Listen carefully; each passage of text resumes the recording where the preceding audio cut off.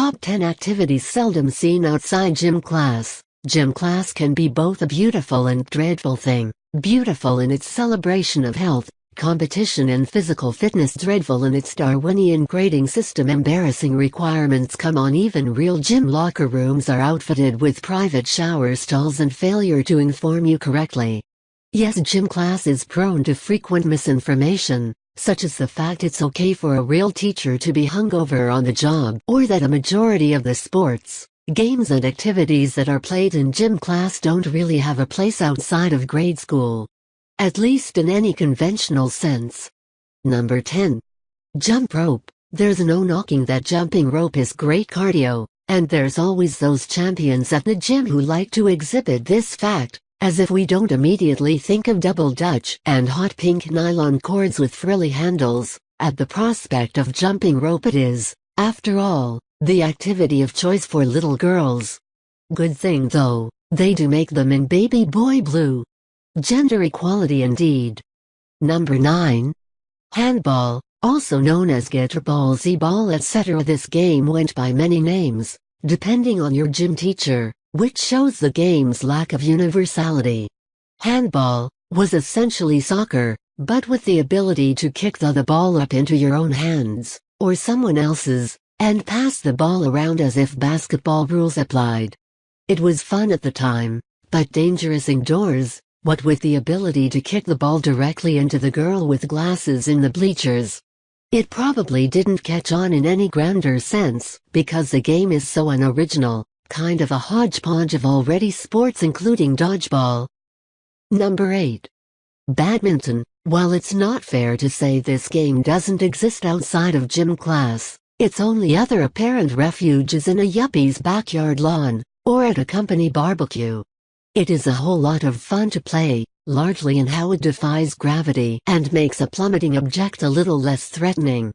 Definitely more fun to play than watch, likely why it's never televised. Number 7. Obstacle course. The real only other place an obstacle course applies is military boot camp, which gym class felt the need to prepare timid middle schoolers for. There was the infamous rope climb, which always beckoned the temptation of swinging from the rope like Tarzan before the gym teacher turned purple with anger. There was that box where you would stretch to see how far you could push the knob, a flexibility test. There was the pull-up bar that separated the scrawny boys from the puberty-ready men. And there was the stab box. Come to think of it, there was a lot of weird little doodads that seemed to have no other purpose but to size you up for the pickings. These don't exist anywhere else except for the pull-up bar, but they might prove more showing if they did, say for people old enough to make health a priority. Otherwise it was the worst week of gym class just after the scoliosis screenings. Number 6.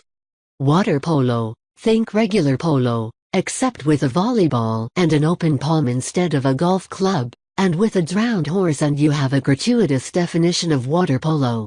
A better definition would be swimming meets handball, handball, again, being soccer meets hands. This game is very rigorous, and requires a level of fitness and lung capacity that can only exist in high school. As such, the game has its place mostly in extracurriculars. Apparently this was where the line was drawn at which grading on ability become cruel. Number 5. Pickleball. Essentially, this was table tennis on a large scale. The components were a plastic paddle, a wiffle ball and a low net. This was a way to take a game room staple and make it somewhat athletic, though it should be obvious why it hasn't come to replace actual tennis. Partly for the fact that plastic on plastic offers little trajectory. Next we'll see large-scale foosball, with huge plastic spinny dudes and actual soccer goals. Number 4. Crab soccer. Just like it sounds, this game required you to take an obscene, Exorcist-inspired position and carry on an otherwise regular game of soccer. As if soccer needed another way to make scoring impossible. What with tallies that rarely exceed a third. It was a blast though, and was at least as much fun to watch as it was to play. Number 3. Ultimate Frisbee. Good news, football has been officially made accessible for stoners, otherwise unmotivated by competition. Ultimate Frisbee is, after all, Really just football with a disc. A disc that's a whole hell of a lot easier to catch than a ball, you know. That thing that's scary when it decides to come right to you. A frisbee at least hovers passively before landing safely in some outstretched arms. Not surprisingly, this sport can't seem to find a place further than college campuses. Now maybe if it had a better work ethic. Number 2. Tumbling. This is what gym teachers called gymnastics for men. Here gender norm-defying boys would tumble do handstands, cartwheels and a bunch of other things that would be the juiciest insult bait, if it weren't for the fact that everyone was required to participate. Only good aspect, leotards weren't mandatory. While it may have its place, as men very much participate in Olympic gymnastic competitions, there aren't very many recreational clubs catering to this activity, partly for its lack of team orientates. Number 1. Dodgeball game. Find and eliminate fatty. This game is the rawest form of determining who in a select group is fit to survive and procreate. All those genital shots help decide this as well. The game requires coordination, reflexes, and other things that a computer game can't teach. When a gym teacher allows this game to go on, all rules of a fair and decent society quickly disappear to be replaced by basic instincts of the lowest guided order.